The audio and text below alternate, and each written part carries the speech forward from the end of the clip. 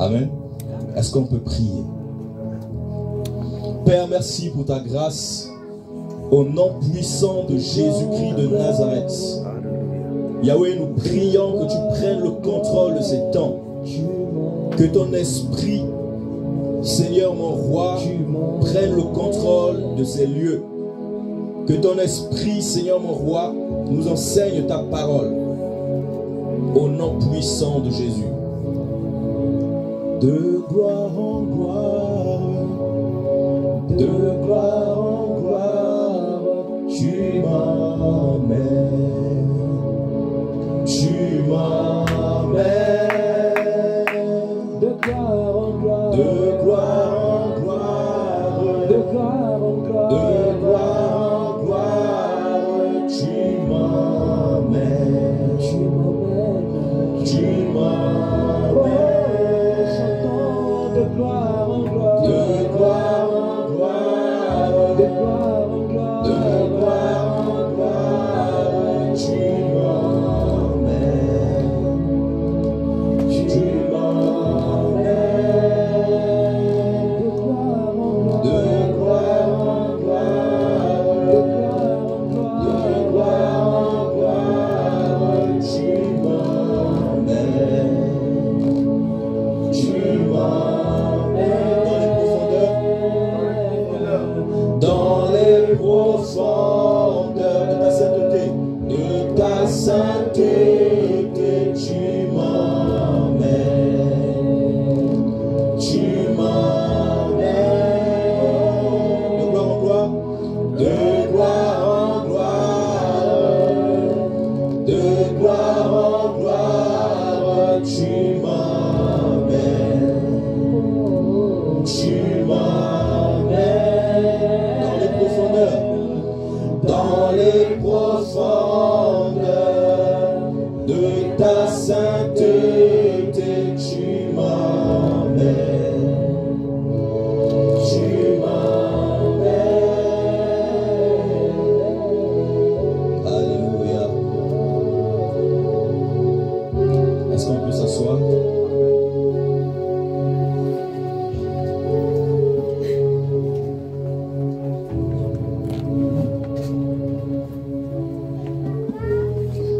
Je suis dans la joie d'être là ce matin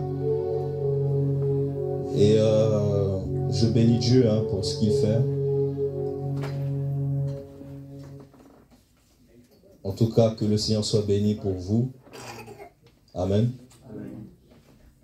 Merci au Seigneur, merci au pasteur Blaise, merci à sa femme qui nous ont bien reçus ici. Amen.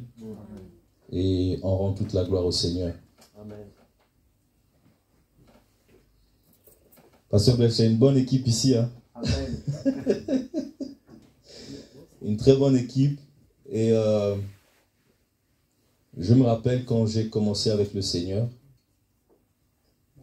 je n'étais qu'un jeune homme de 17 ans. Et à 17 ans, on veut vivre sa vie. À 17 ans, tu es adolescent, tu veux faire comme tous les jeunes.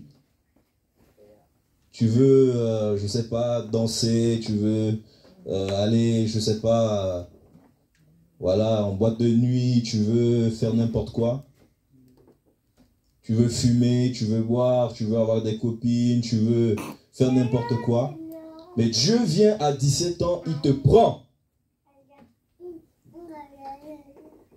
Tu dis, mais Seigneur, mais comment est-ce que tu viens? Je n'ai encore rien fait.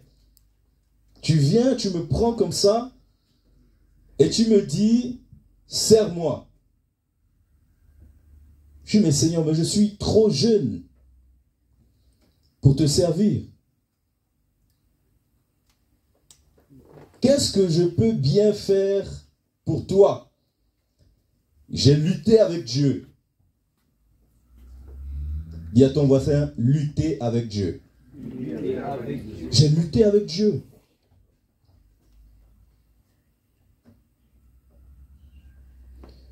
Une année, j'ai lutté avec Dieu. 2 ans, J'ai lutté avec Dieu. J'allais dans les assemblées, mais je luttais. Je n'étais pas à fond.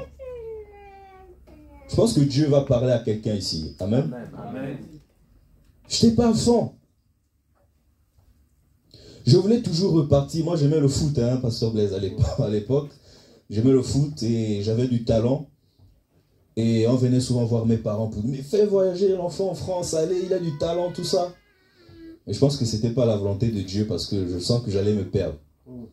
Si je venais ici, je jouais au foot, je sens qu'avec tout ce qu'il y a autour, je n'allais peut-être pas accepter le Seigneur. Mais Dieu a permis autre chose pour moi. Aujourd'hui, je peux comprendre qu'il y avait un plan merveilleux, d'accord, pour moi. Une destinée autre que celle que les hommes attendaient peut-être pour moi, ou peut-être de ce que je voyais avant. Quand j'étais en train de grandir, je me disais, mais quand je vais grandir, je serai ceci, je serai cela. J'avais une idéologie de ce que je voulais faire, ou de ce que je voulais devenir. Alléluia. Amen. Mais Dieu vient, il te prend à 17 ans et il dit, serre-moi. J'ai lutté. Au point où, qu'est-ce que Dieu fait pour me faire fléchir, pour me faire plier? Il envoie un esprit me tourmenter. Un esprit me tourmentait chaque jour à la même heure. Parce que je voulais toujours repartir dans le quartier où je faisais le bandit. Là où j'avais du succès, là où on me connaissait. Je voulais toujours repartir là-bas. Et quand j'allais vers le quartier, et quand je m'approchais du quartier, je sentais l'esprit là en question me saisir. Et j'avais l'impression que j'allais péter un câble, j'allais devenir fou. Et Dieu me parlait au-dedans de moi qui me disait, si tu pars, tu vas perdre la raison. Rebrousse chemin, repars. Je voulais lutter, je me forçais jusqu'à ce que je rentrais même dans le quartier, j'étais avec les amis, mais je n'étais pas à l'aise au-dedans de moi. Quelque chose me disait, quitte là, je ne te veux plus ici. Et quand j'obéissais, je prenais le taxi pour rentrer. Plus je m'éloignais du quartier, plus je me sentais bien. Plus je m'éloignais du quartier, je me sentais mieux. J'ai essayé 1, 2, 3, la même chose. Et chaque 18h ou 19h, cet esprit venait.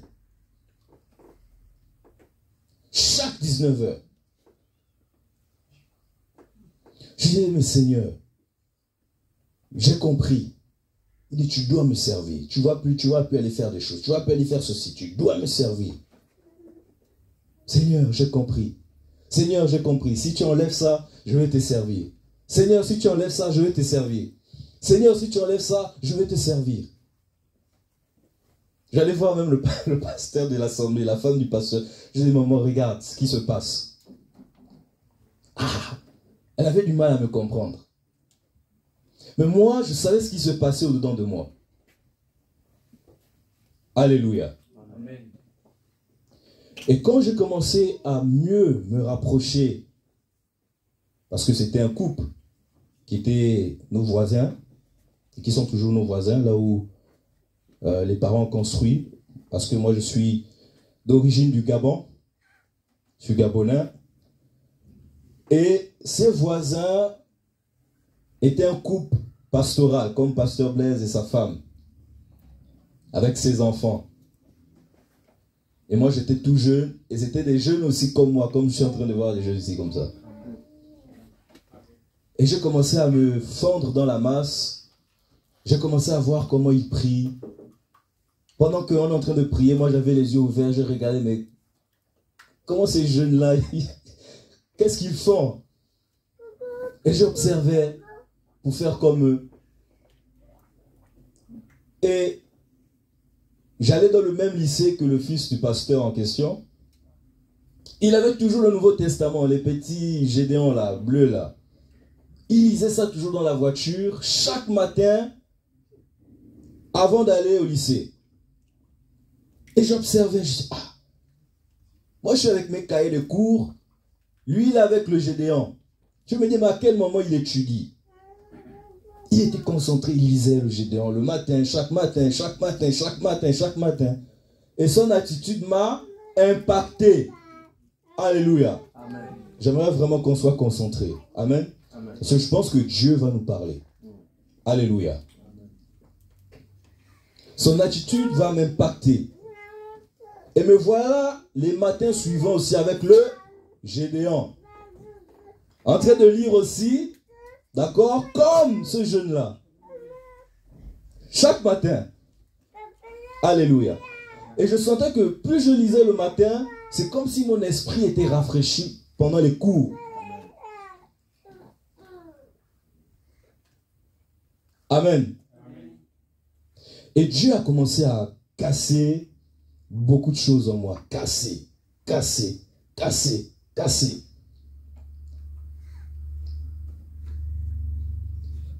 Parce qu'on était j'étais un peu, je veux dire, avec Dieu, un peu têtu. Parce que je ne voulais pas, j'étais trop jeune, je ne veux pas, c'est pour les vieux ça. On donne sa vie à Jésus quand on est vieux. C'est ce que moi je me disais. Mais tu viens très tôt, comme ça tu m'arraches, je n'ai rien fait, Seigneur, mais qu'est-ce qui se passe? Et Dieu a commencé à me changer. Amen. Mes amis qui étaient avec moi dans le monde depuis des années, me disaient, tu es un blagueur, on te connaît. Ils se moquaient de moi. Allez ça, on te connaît, tu vois, quel Dieu? Parce que je suis quelqu'un qui décourageait les autres. Quand ils allaient prier, je les décourageais, je me moquais d'eux, pasteurs, tout ça, je les cassais. Jusqu'à ce qu'un avait abandonné. Et Dieu merci, aujourd'hui, il est revenu dans la foi, il est pasteur. Amen. Et tout ça, Dieu a commencé à faire son travail au-dedans de moi. Alléluia. Amen. La première fois que je jeûne, 3 jours à sec, c'était avec ces jeûnes-là. Et Dieu me parle pour la toute première fois. Pendant le jeûne que nous sommes en train de faire, j'écoute une voix qui parle, qui m'appelle. Lloyd. Ah. Lloyd, 2 fois. Ah. Lloyd, 3 fois. Et je me réveille. Je réveille le frère, je dis, mais quelqu'un m'appelle. Il dit, qu'est-ce que tu as entendu? Je dis, on m'a appelé 3 fois, Lloyd, Lloyd, Lloyd. Il dit, ah bon, ça c'est Dieu qui t'appelle. La toute première fois. Et je commençais à avoir des songes, je commençais à avoir des visions très tôt. Je commençais à voir des choses me parler. Je commençais, d'accord, à ressentir la présence de Dieu. Quand je priais, je sentais les choses me quitter. Des autodélivrances, des choses que j'expérimentais de façon personnelle. Dans ta chambre, la présence de Dieu, tu pries, tu as l'impression que les murs disparaissent, qu'il y a comme une lumière éblouissante. Alléluia. Et plus je voyais ces choses, parce que j'avais envie de rester dans la présence de Dieu. J'étais curieux maintenant. Et j'avais commencé à avoir une discipline.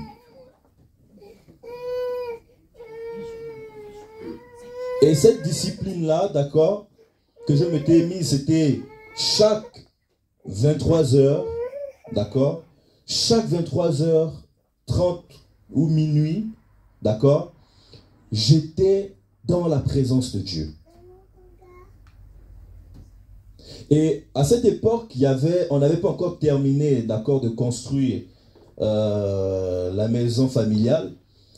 Et il y avait des graviers dehors, il y avait du sable dehors, donc une grosse bosse de sable. Et cette bosse de sable-là, je l'appelais le mont Sinaï. Et qu'est-ce que je faisais? Je sortais la nuit, pendant que les parents dormaient. Je ne vais pas sortir par la porte principale, parce que ça va faire le bruit. Alors je sortais par la fenêtre. J'ouvrais la fenêtre, je mettais, parce que à l'époque, à l'église où j'étais à l'époque, la pierre angulaire, on avait des tenues pour la sécurité. Donc je mettais cette veste-là, je prenais la Bible et je disais, je vais prêcher. À minuit, j'ouvre la fenêtre, je sors et je me mets sur la bosse de sable, le mont Sinaï. Et je commence à prêcher dans le vide. Dans mon esprit, je vois les gens, je cite les nations, Nigeria, je cite ceci, je cite. Et je sens l'onction qui tombe sur moi et je commence à pleurer. Seul dans le noir, seul à minuit. Je pleure et je regarde sur la toiture. Je vois une grosse boule blanche qui m'apparaît. Une grosse boule blanche. Un blanc pas comme celui-là. Mais un blanc que je ne saurais décrire. Et qui rentre dans nulle part. Une fois. Je regarde, je me dis, mais attends, est-ce que je rêve? Deuxième fois, la même boule blanche ressort, du même côté. Et ça rentre dans nulle part. Troisième fois, c'est une colombe. Et quand elle faisait les ailes comme ça, c'est comme si elle a fait ça 10 000 fois, avec les pétales qui sortaient de ses ailes. Et j'avais les larmes aux yeux, j'étais là. C'est comme si j'étais figé. C'est comme si le temps s'était arrêté. Et dès que elle est rentrée dans nulle part, comme les deux boules blanches, d'accord? Je sentis comme si j'étais revenu en moi.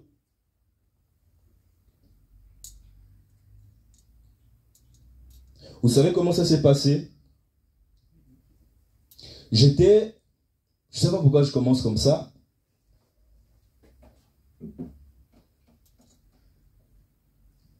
Ce jour, j'étais fatigué. Parce que j'avais mes heures de prière. J'étais fatigué. Et j'ai dit au Seigneur, aujourd'hui, Seigneur, je me sens fatigué. On va se voir demain. Je prie, comme on dit, les prières flash.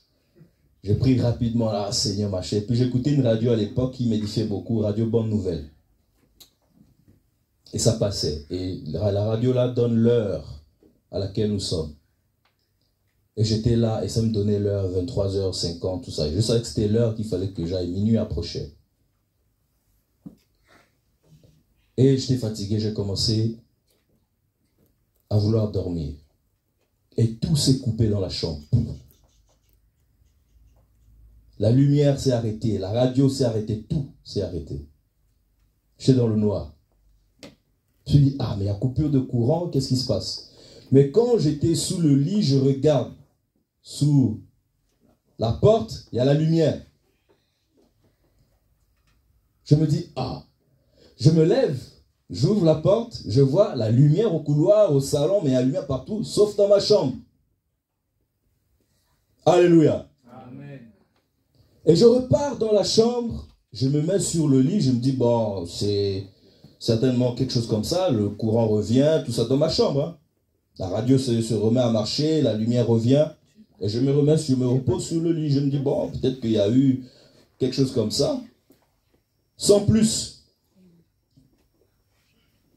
Ouais. Deuxième fois, la lumière se coupe. Ah. Je regarde encore en bas et à la lumière, je dis, mais qu'est-ce qui se passe? Je me relève, j'ouvre la porte, je regarde la même chose. Ah Seigneur, mais qu'est-ce qui se passe? J'essaye de regarder un peu, il n'y a pas un truc qui bouge, qu'est-ce qui s'est passé? Ben, il n'y a rien. Et je repars m'allonger pour la troisième fois. Le courant revient, la radio, tout ça. Et la troisième fois, quand ça se coupe, pouf, je comprends que c'est Dieu. Amen.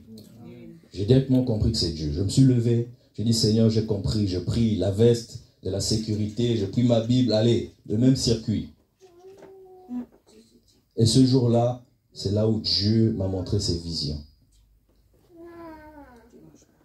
Et quand je suis sorti de là, je dis au Seigneur, je ne vais plus jamais manquer de temps tous les deux ensemble. Je serai présent.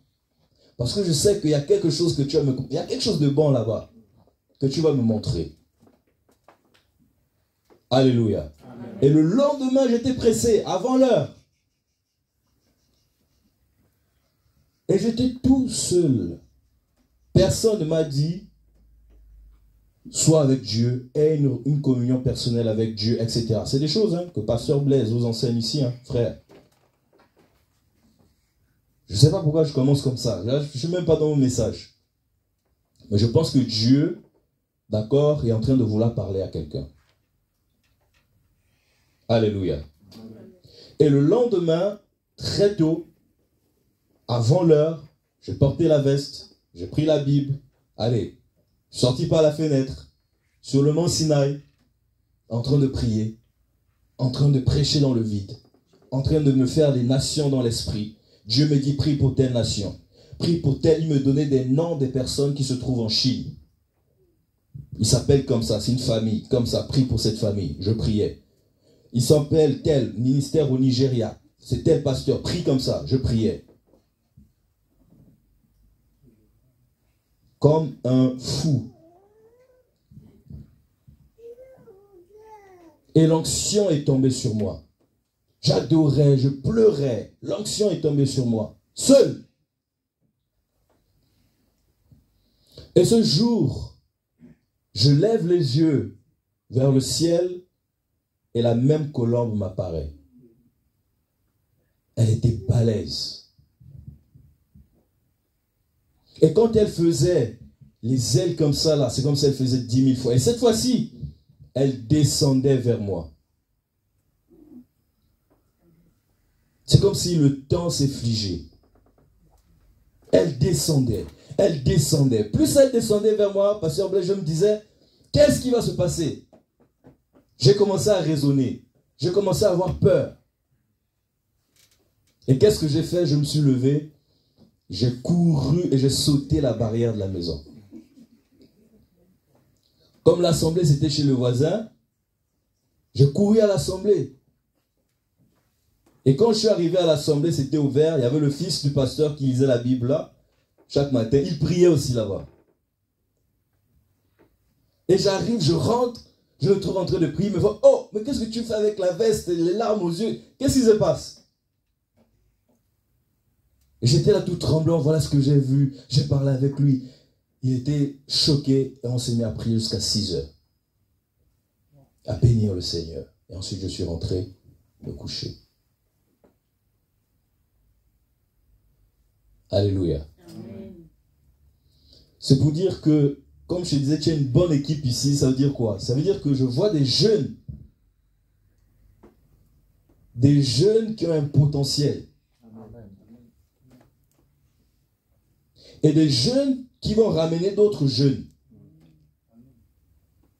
Et ces autres jeunes qui viendront, ça va amener le feu ici.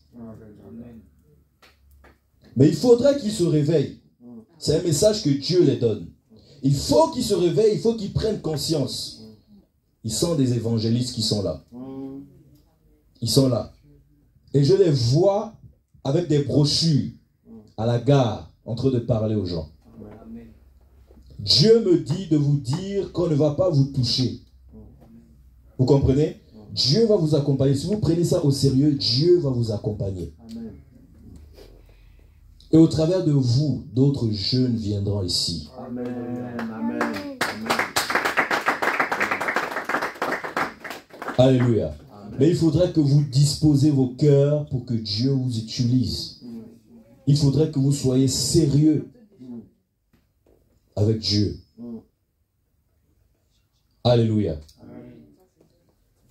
Ne négligez pas ce que Dieu a mis en vous.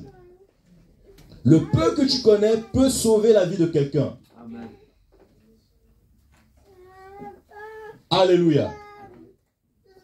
J'ai tellement de choses à raconter. On aura le temps. Plus Dieu va permettre que je vienne ici, on aura le temps. Si ça, c'est le premier point de contact. Amen. Alléluia. Prenons un passage.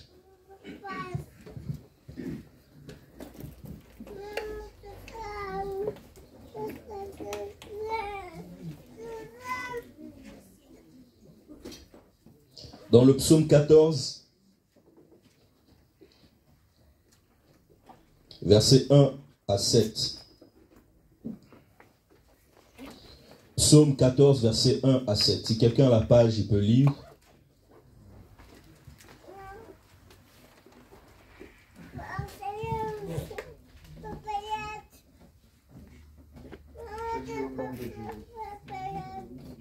Les insensés pensent, Dieu n'existe pas. Ils sont corrompus. Leurs actions sont dégradantes et aucun ne fait le bien. Du ciel, l'Éternel observe tout le genre humain. Reste-t-il un homme sage qui s'attend à Dieu? Ils se sont tous égarés. Tous sont corrompus. Plus aucun ne fait le bien. Même pas un seul. Tous ces gens qui font le mal n'ont-ils rien compris? Car ils dévorent mon peuple. C'est le pain qu'ils mangent. Jamais ils n'invoquent l'Éternel. Ils sont saisis d'épouvante, car Dieu est avec les justes. Pensez-vous pouvoir ruiner l'espoir des petits? L'Éternel est leur refuge. N'est-ce pas lui qui accomplira du mont de Sion le salut pour Israël quand l'Éternel changera le sort de son peuple? Que Jacob crie d'allégresse, Israël de joie. Amen. Amen. Amen. Est-ce qu'on peut lire le verset 2 qui nous intéresse? Le verset 2. Le verset 2, il est écrit: du ciel, l'Éternel observe tout le genre humain. Reste-t-il un homme sage qui s'attend à Dieu? Amen. Le message d'aujourd'hui est tiré de ce verset. L'Éternel du haut des cieux regarde les fils de l'homme pour voir s'il y a quelqu'un qui soit intelligent, qui cherche Dieu. Alléluia. Et le message de ce matin, c'est: y a-t-il quelqu'un d'intelligent qui cherche Dieu? Alléluia. Y a-t-il quelqu'un d'intelligent qui cherche Dieu? Dis ça, pose cette question à ton voisin. Y a-t-il quelqu'un d'intelligent qui cherche Dieu? Pose cette question à ton voisin. Y a-t-il quelqu'un d'intelligent qui cherche Dieu? Y a-t-il quelqu'un d'intelligent qui cherche Dieu? My God. Pasteur Blaise, il y a quelque chose ici. Amen. Cette œuvre-là va témoigner de la gloire de Dieu. Amen. Les gens vont confesser la sorcellerie ici eux-mêmes. Amen. D'autres vont fuir. Amen. Amen. Amen. Dieu va envoyer des gens ici, Pasteur Blaise, qui le craignent.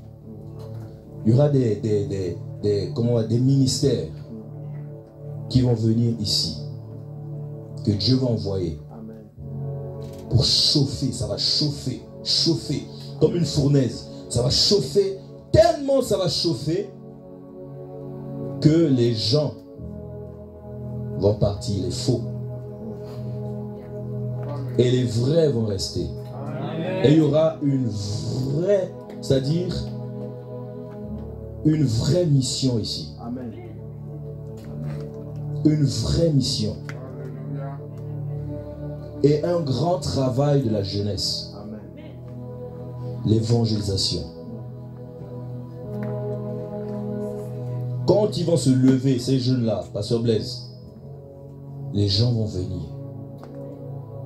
Les gens vont venir, les jeunes, les jeunes, les jeunes, les jeunes. Et ensuite les familles. Y a-t-il quelqu'un d'intelligent qui cherche Dieu? C'est Dieu qui observe dans le monde, sur la terre. Il regarde. Y a-t-il quelqu'un d'intelligent qui me cherche? Il regarde. Parce que tout le monde est concentré à quelque chose. Selon le monde, qui est quelqu'un d'intelligent? Dites-moi, on est ensemble. D'accord? On partage ensemble. Amen. Selon le monde, c'est qui quelqu'un d'intelligent? Celui qui a tous les diplômes. Donc quand tu as tous les diplômes, bac plus 10, 5, 3, tu es quelqu'un d'intelligent. Selon le monde. Quoi d'autre?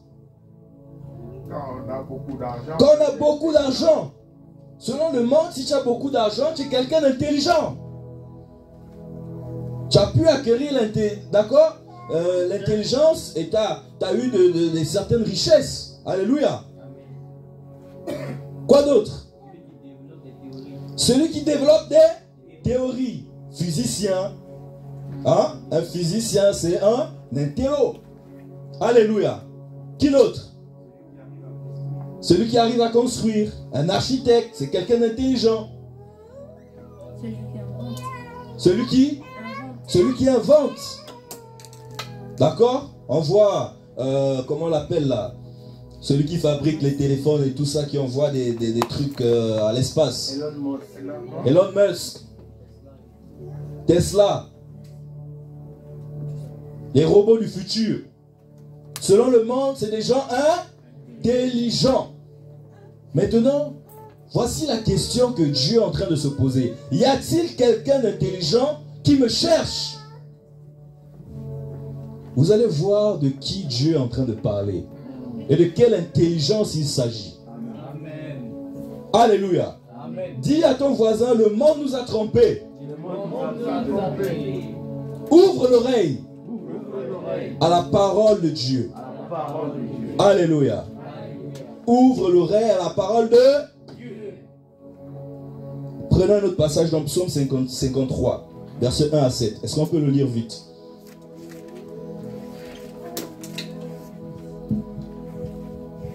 Psaume 53, verset 1 à 7.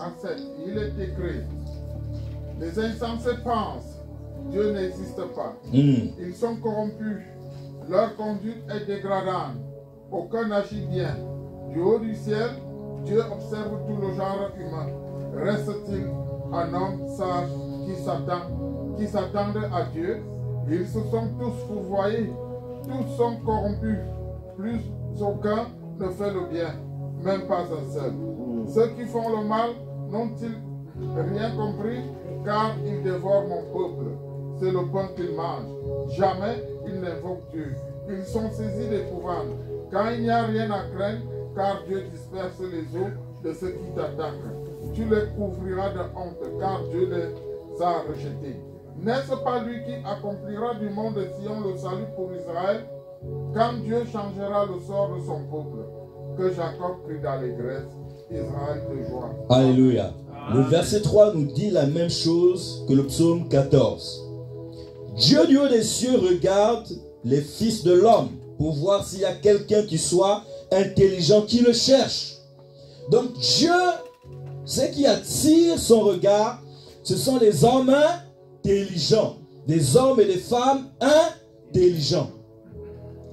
Donc quand tu commences à chercher Dieu, tu deviens un homme intelligent. Alléluia. Non, tu ne m'as pas bien compris. Tu ne m'as pas bien compris. Dieu cherche des hommes et des femmes intelligents. Proverbe, verset 9. Chapitre 9, autant pour moi, verset 10.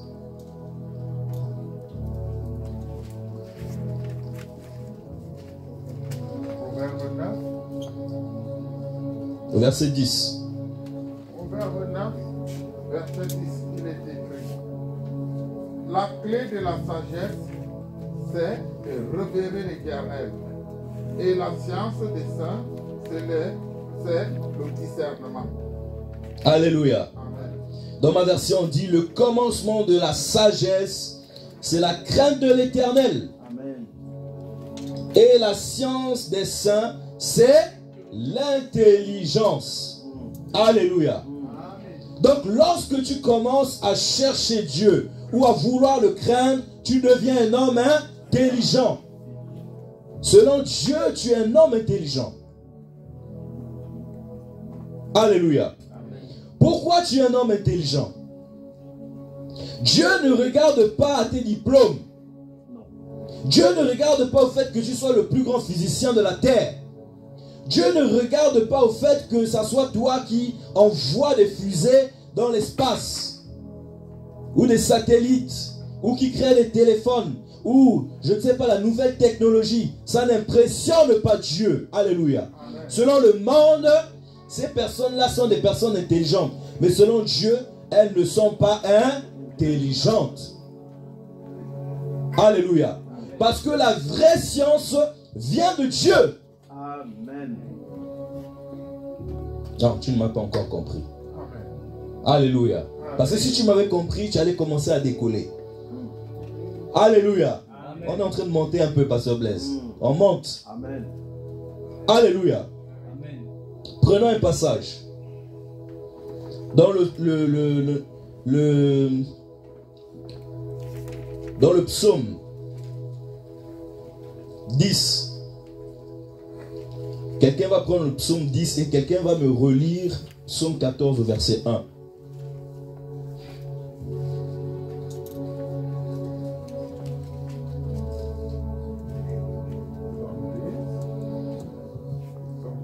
Quelqu'un va lire, commencer par le psaume 14, verset 1. Je vais lire rapidement.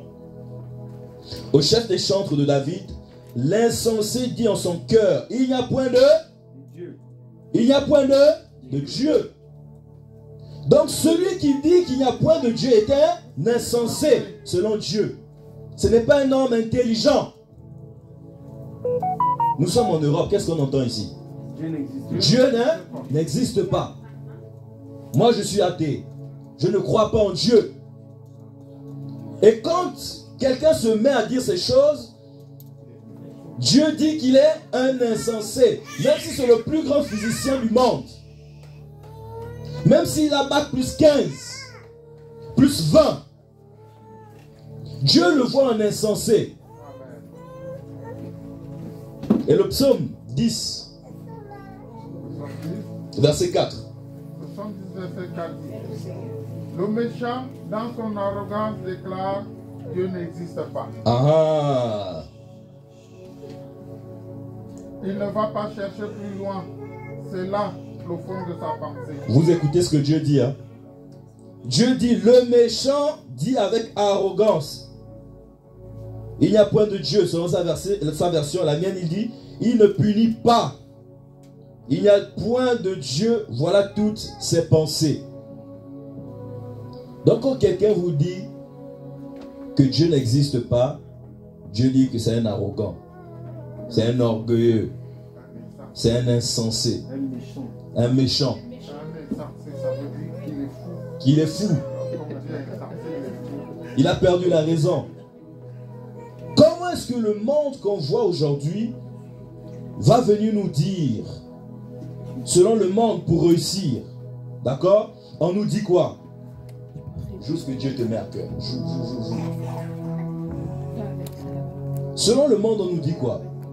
Pour réussir, il faut aller à l'école. Il Il faut faire les affaires. faut faire les affaires. Il faut avoir les diplômes. Il faut travailler pour manger. Mais Dieu, ça c'est... Regardez, le monde nous a menti. Le monde nous a menti. On vit un grand mensonge, Pasteur Blaise. On vit un grand mensonge. My God. Je me souviens d'un homme.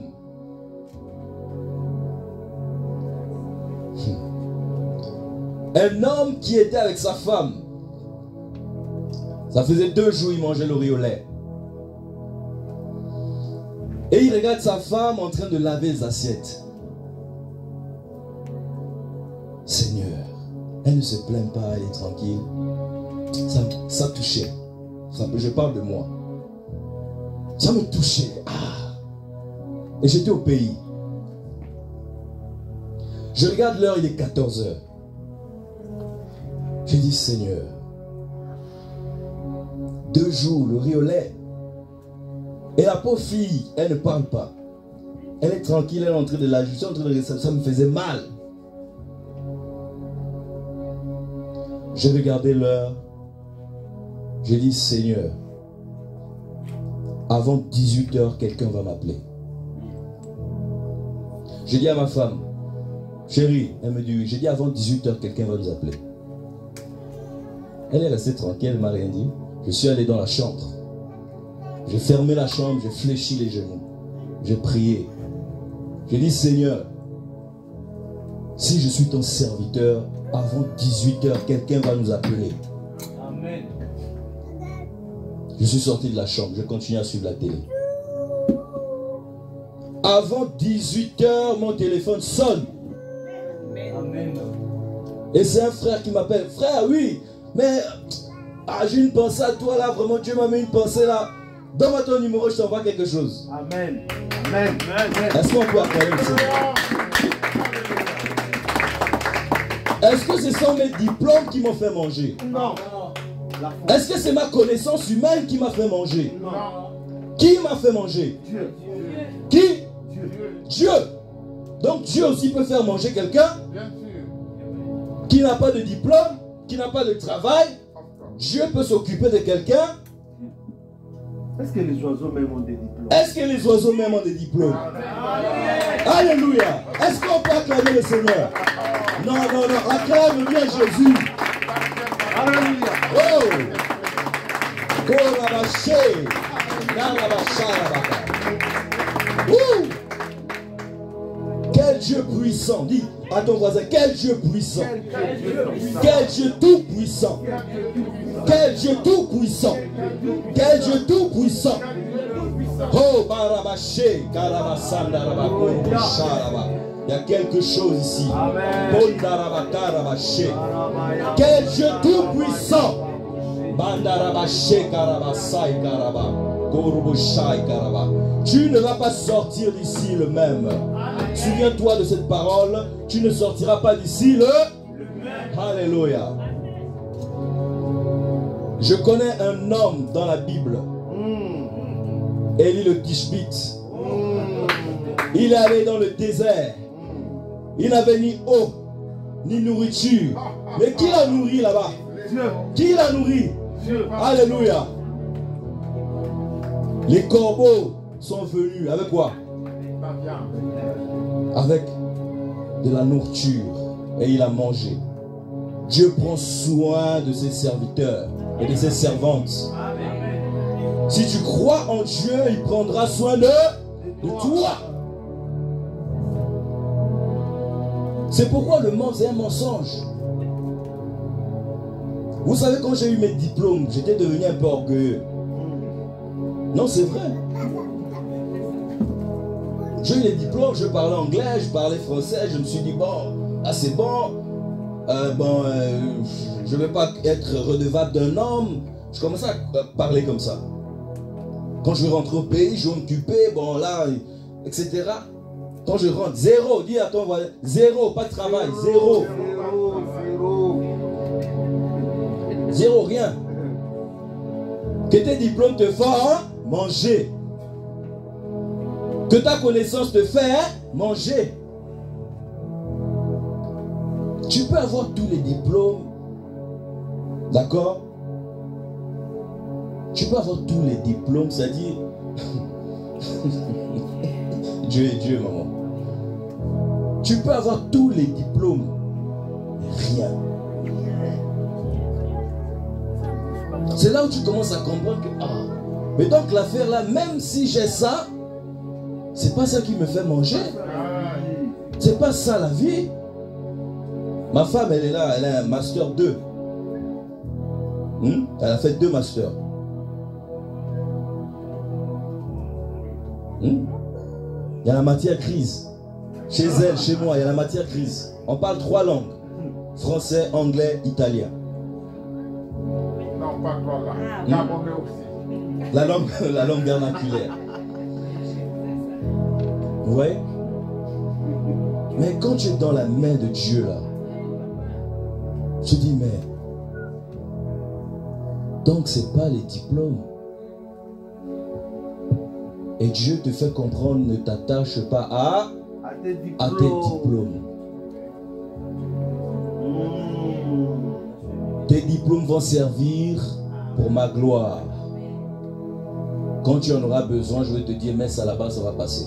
Amen. Mais pour l'instant, c'est moi qui m'occupe de toi. Parce qu'il y a un travail que Dieu est en train de faire en moi. Amen. Alléluia. Amen. Il y a un travail que Dieu fait.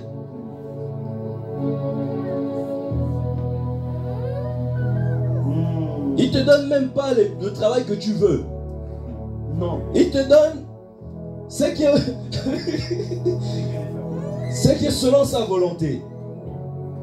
Mais je dis, mais avec les diplômes, ma femme, on va être ici, là. Hein? Mais il te donne juste ce qui est juste.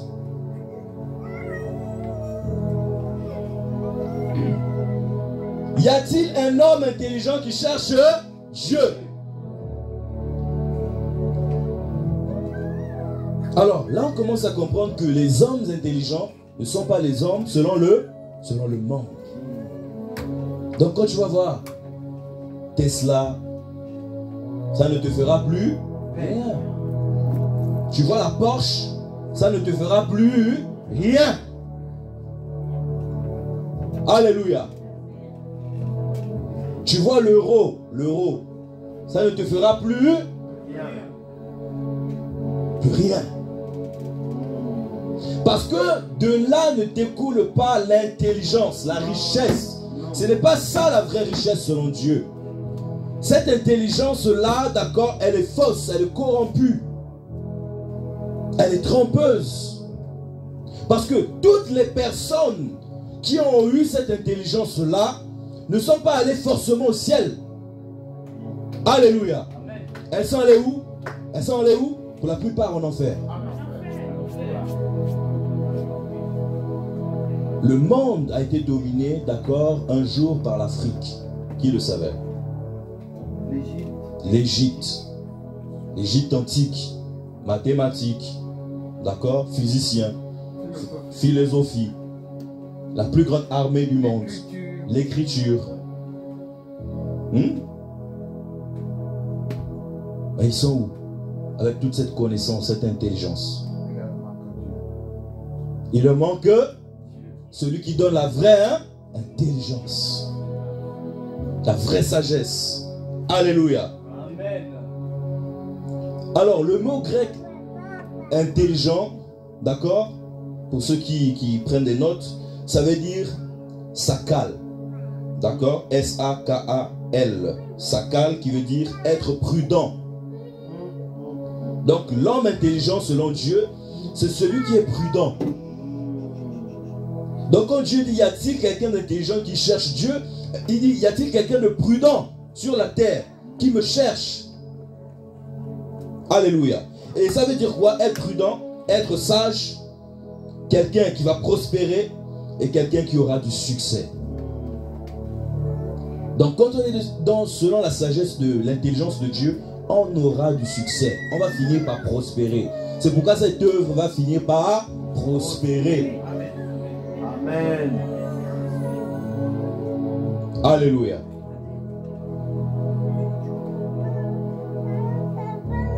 My God. J'espère qu'on me comprend. On me saisit. Alléluia. Merci Seigneur. Un homme intelligent qui cherche Dieu. Alors c'est quoi chercher? Le mot chercher, là où le verbe chercher. D'accord? Le verbe chercher nous parle de darash, qui veut dire avoir recours à. Donc avoir recours à Dieu. Chercher, s'enquérir, exiger. Donc exiger Dieu. Quelqu'un d'intelligent, c'est celui qui exige Dieu dans sa vie, qui cherche Dieu dans sa vie. Alléluia. Quelqu'un qui reconnaît que sans Dieu, il ne peut rien faire. Parce qu'il réalise que le monde n'a pas été créé par un Bing Bang. Parce que les hommes intelligents de ce monde nous disent que ça a été créé par un Bing Bang. Les hommes intelligents de ce monde nous disent que nous sommes descendants du singe. Les hommes intelligents de ce monde nous disent, d'accord, plein de choses. Mais aujourd'hui, on se rend compte en fait que les singes en question n'évoluent plus ou n'ont jamais évolué. Depuis qu'on est né, on n'a pas vu l'évolution du singe. Sinon, ça allait continuer. Qui nous explique pourquoi le singe n'évolue plus. Alléluia. Amen. Pourquoi il ne nous explique pas ça? C'est pourquoi il ne faut jamais accepter ces choses. Nous ne sommes pas issus du singe. Non. Nous sommes issus d'une intelligence supérieure. Amen. Alléluia. L'intelligence qui est au-dessus de toutes les intelligences. Amen. L'intelligence suprême. L'alpha et l'oméga. Adonai. Elohim. Oh, le créateur du ciel et de la terre. Oh, il est magnifique. Il est beau. Il aime les bonnes choses. Oh, Barabaché Karaba. Prenons un passage dans Jérémie 29, verset 13.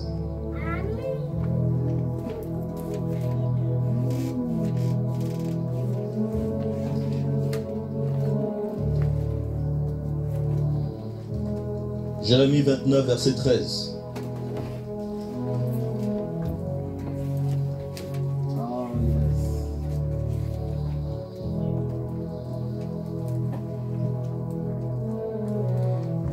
La Bible dit, vous me cherchez et vous me trouverez si vous me cherchez de tout votre cœur. Alléluia. Un homme intelligent, c'est celui qui cherche Dieu de tout son cœur. Et celui qui cherche Dieu de tout son cœur va finir par le trouver. Et quand tu vas trouver Dieu, d'accord, parce qu'il se laisse toucher ou attirer par des hommes intelligents. Un homme intelligent, c'est quelqu'un qui est prudent. Prudent parce qu'il sait que il va finir par passer sur la terre. Et sa fin, d'accord, peut être l'enfer ou le paradis. Et quand il commence à prendre conscience qu'il y a un Dieu qui existe et qu'il doit mettre sa vie conforme aux choses de Dieu, il devient un homme intelligent. Quelqu'un qui va chercher Dieu jour et nuit. Alléluia. Amen. Donc, les temps de prière que tu commences ou que tu as négligés, plus tu négliges tes temps de prière, plus tu perds l'intelligence. Plus tu n'as pas de communion avec Dieu, plus tu n'es plus intelligent. Plus tu es accroché aux choses du monde, plus tu n'es pas intelligent. Mais plus tu te rapproches de Dieu, plus tu deviens intelligent. Plus tu t'accroches aux choses de Dieu, plus tu deviens intelligent. Tu ne fais que monter dans l'intelligence, dans la sagesse. Tu commences à réaliser les choses que d'autres ne réalisent pas. Alléluia.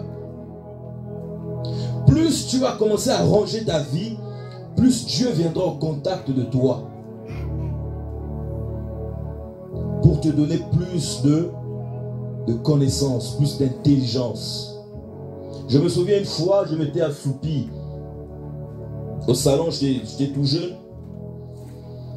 Quand je venais à peine de donner ma vie au Seigneur, j'étais tout jeune et je suivais la télé au salon des parents et je m'étais assoupi au salon sans m'en rendre compte. Et je me vois, ou je vois du moins, une longue page blanche, sans fin, longue page blanche, comme des rouleaux.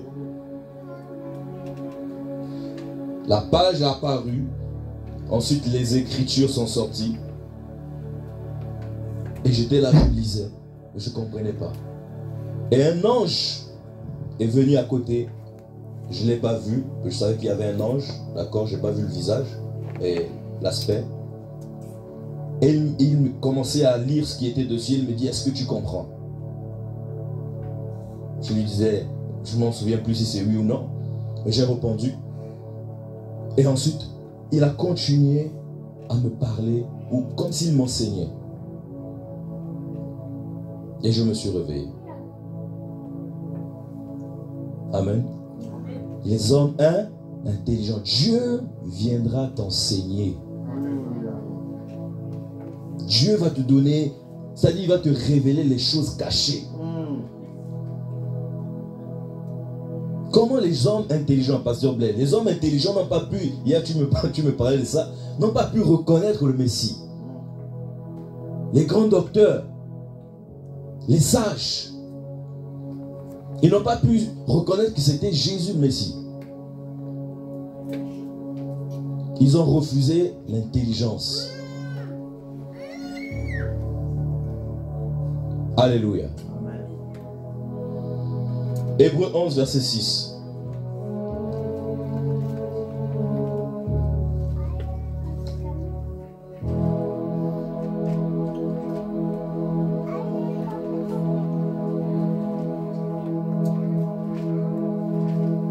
Hébreux 11, verset 6.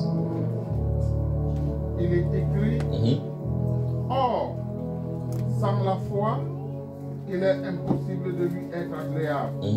Car celui qui s'approche de Dieu doit croire qu'il existe et qu'il récompense ceux qui le cherchent. Amen. Donc il y a une récompense. Pourquoi on va à l'école? Pour avoir de la connaissance selon le monde. Mais on ne va pas juste à l'école pour avoir la connaissance. On va à l'école, d'accord, pour devenir quelqu'un demain. Parce qu'on sait qu'il y a une récompense. Alléluia. Et ici, d'accord, la Bible nous dit, or sans la foi, il est impossible de lui être agréable. Car il faut que celui qui s'approche de Dieu croit que Dieu existe. Donc si tu t'approches de Dieu, s'approcher de Dieu veut dire quoi? Veut dire que tu le cherches. Donc si tu cherches Dieu, tu dois croire qu'il existe. Alléluia. Tu dois le chercher avec la foi. D'accord?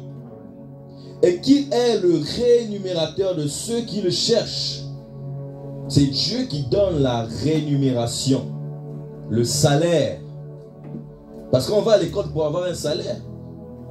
Alléluia. Je ne suis pas en train de dire n'allez plus à l'école. Comprenez bien ce que je dis. D'accord?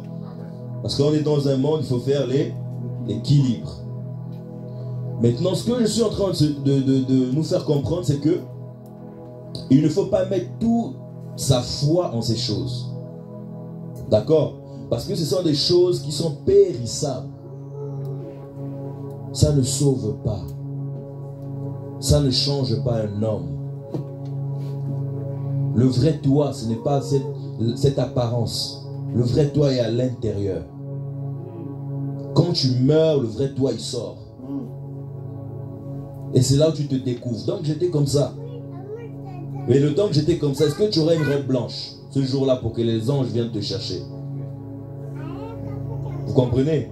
C'est pourquoi il faut bâtir sa relation avec Dieu, sa vie avec Dieu.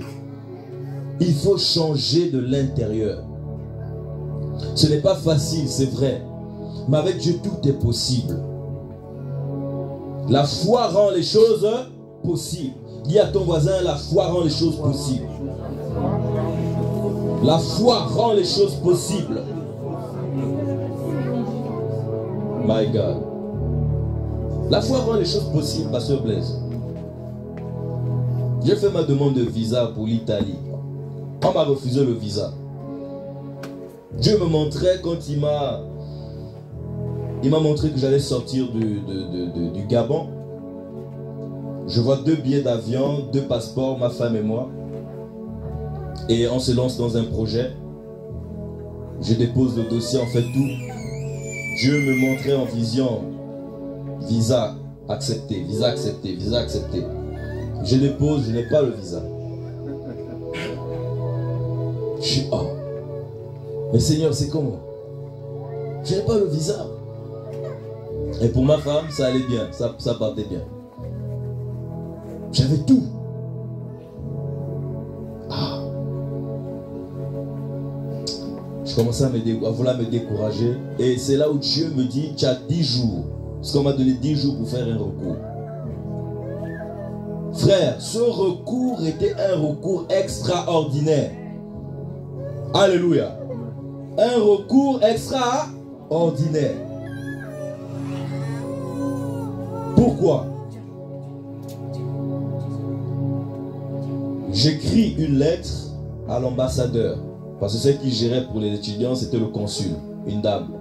Elle avait la réputation de casser les gens comme ça. Et j'écris à l'ambassadeur. Je vais aux affaires étrangères du Gabon. J'expose ma situation, je montre les diplômes. Plutôt le dossier. Et il vérifie, mais il y a tout, on ne comprend pas pourquoi l'ambassade, mais je ne sais pas. Et je commençais à rentrer dans les temps de jeûne et prière. J'avais plus que 10 jours. Je dis, Seigneur, tu m'as montré que je dois bouger, je dois voyager avec ma femme, on doit passer à autre chose. Qu'est-ce qui se passe? Et j'entends là-bas que la dame du consul, c'est-à-dire Dieu a permis que je fasse le dossier, je passe par le secrétariat de l'ambassadeur, il reçoit directement mon dossier sur sa table. Il voit, il y a tout, mais pourquoi on refuse le visa à ce monsieur? Et il appelle le consul, la dame. Qu'est-ce qui se passe? Il a jeté le dossier, apparemment, à la dame. Il règle-moi cette histoire. Et là, la lettre était salée. Et c'était, et il voit que c'est-à-dire les affaires étrangères du Gabon sont au courant de l'affaire. Et ils ne veulent pas des problèmes diplomatiques. Alors, il donne à la dame, elle prend mon dossier, elle va avec ça chez elle.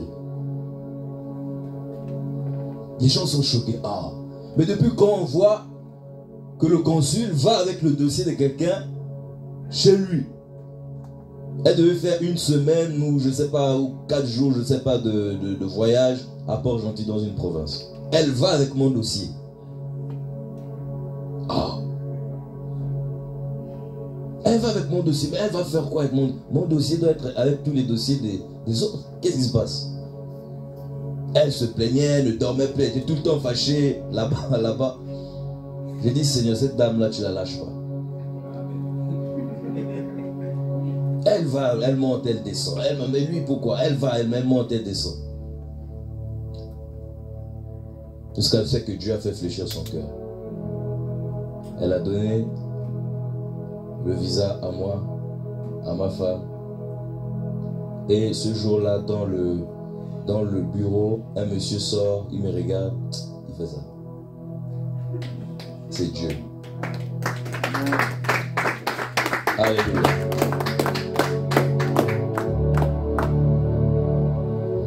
C'est pourquoi, les frères, on a un long parcours à faire avec Dieu. Dieu nous a emmenés ici, c'est pour écrire ton histoire. Alléluia. Écris ton histoire. Ne lis pas seulement les histoires des autres, mais écris ton histoire avec Dieu. Un homme intelligent, il va écrire son histoire. Et ton histoire avec Dieu, elle a commencé dès l'instant où tu as accepté. Alléluia. Commence à écrire. Mais il faut être focalisé, il faut avoir une vision, il faut croire. Ça existe, les frères, ça existe. Ça existe.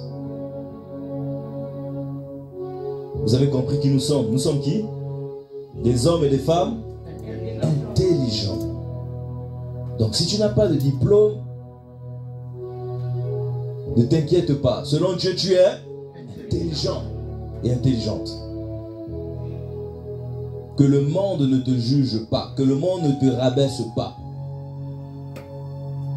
La Bible a dit que ce sont les hommes sans intelligence qui ont bouleversé le monde.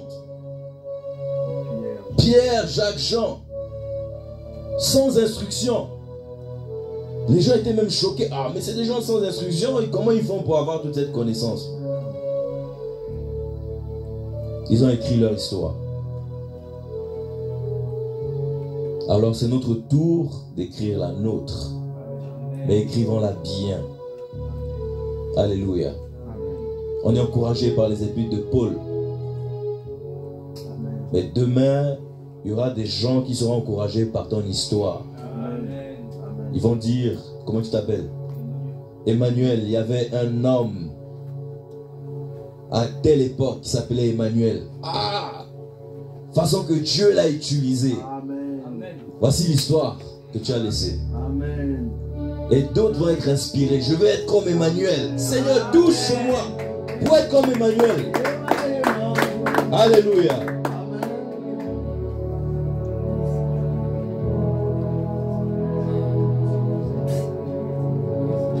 Merci Seigneur.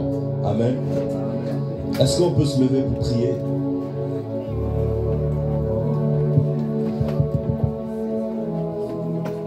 On va dire à Dieu, Seigneur, rends-moi intelligent. Seigneur, rends-moi intelligent. Davantage intelligent. Est-ce qu'on peut prier? Et en même temps, notre frère va nous jouer quelque chose.